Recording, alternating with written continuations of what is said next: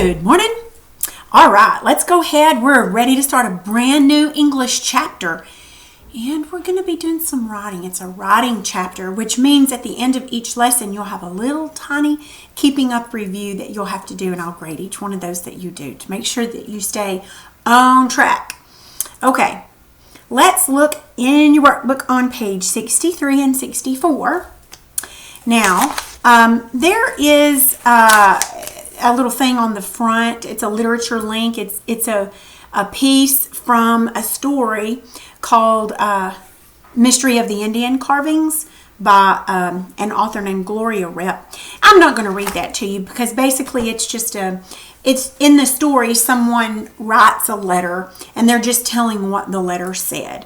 So basically I just want to go over with you different reasons that people write letters, and there are basically two kinds of letters that people will write: friendly letters and business letters. So what kind of people do you think you would send a friendly letter to?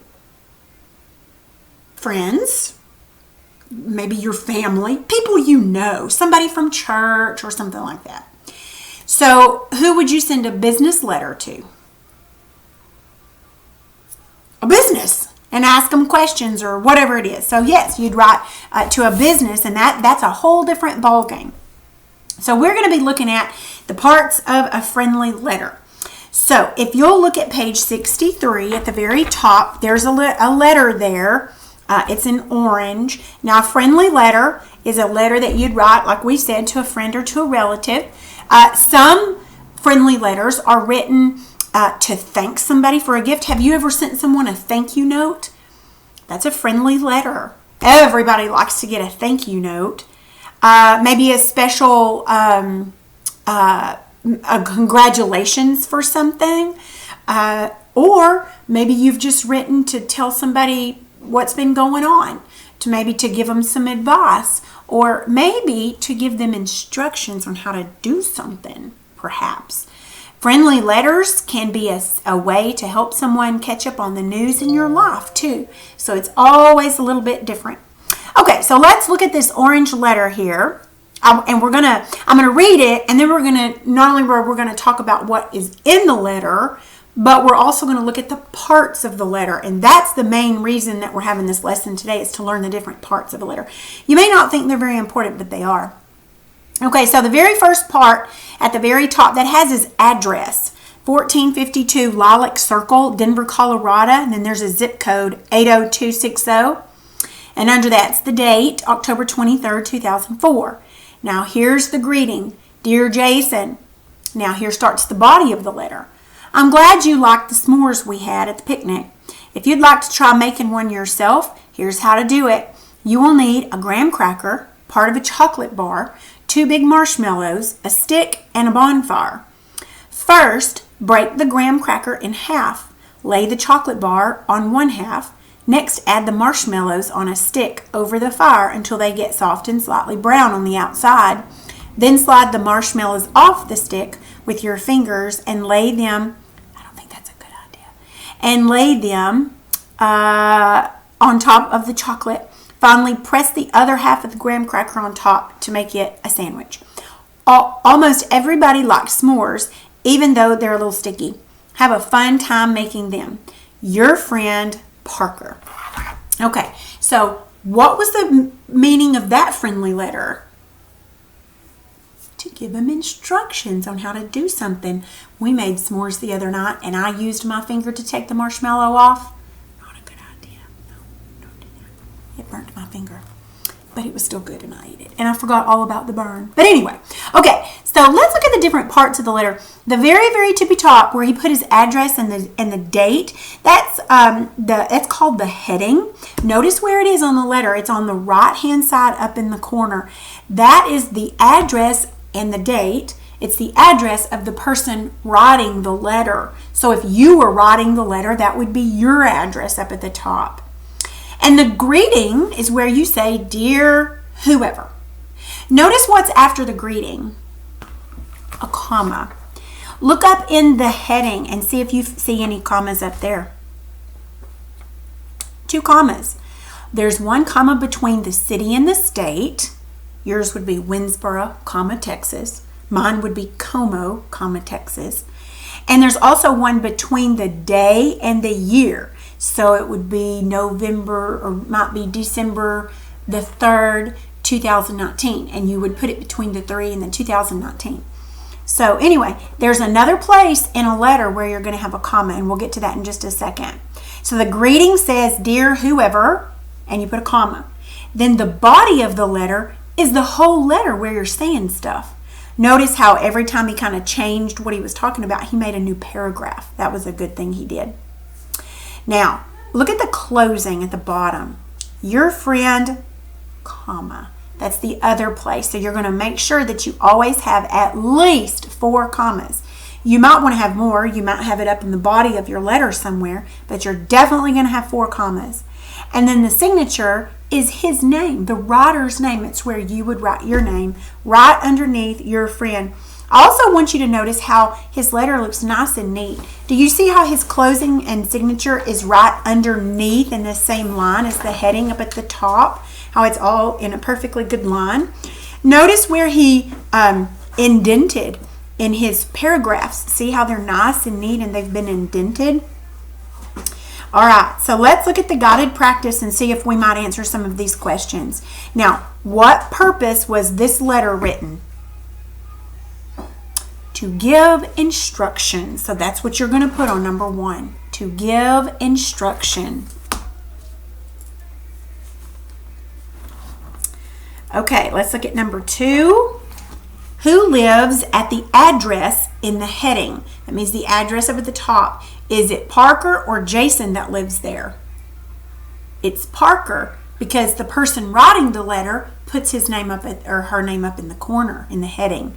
So number 2 is Parker. All right, let's look at number 3. When was the letter written? You see the date up there right underneath the heading, October 23rd, 2004? I want you to write that on number 3 just like you see it. Okay, good. Let's look at the next page. This is the independent practice. Now, let's look at the very top. Well, you see there's a letter, okay? And this is a letter from Jason to Parker.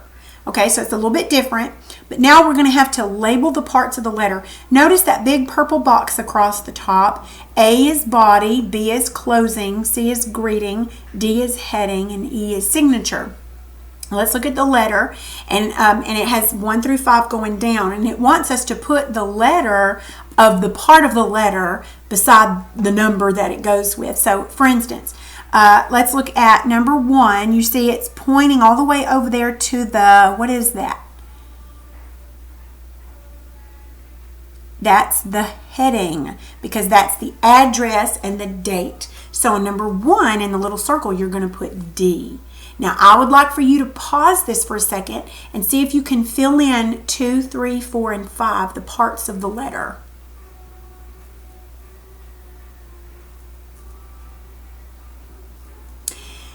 Did you put C on number 2? C is the greeting.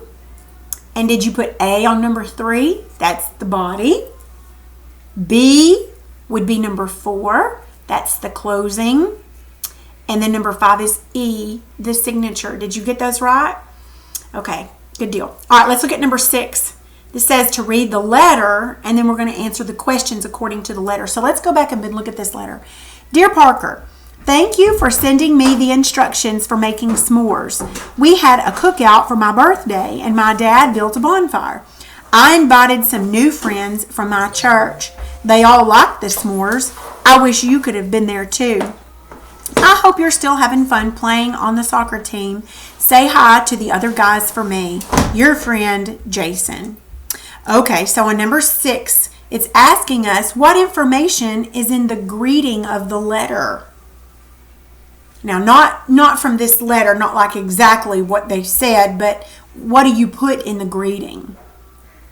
That's where you put the name of the person you're writing to. So on number 6, you can put the name of the person to whom you're writing.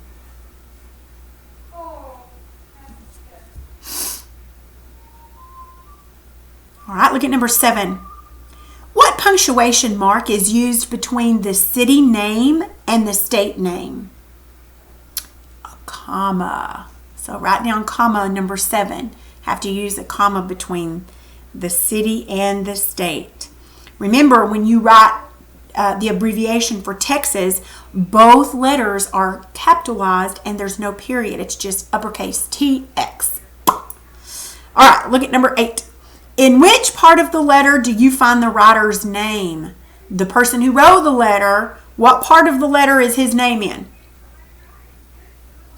The signature. Number 8 is signature. Good deal.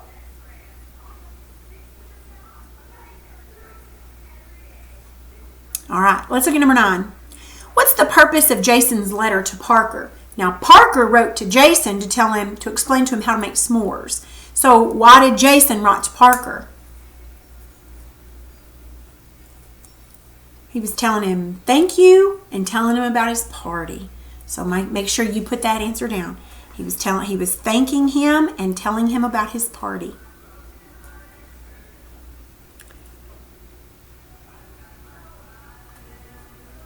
Okay, if I'm going too fast, you can pause it.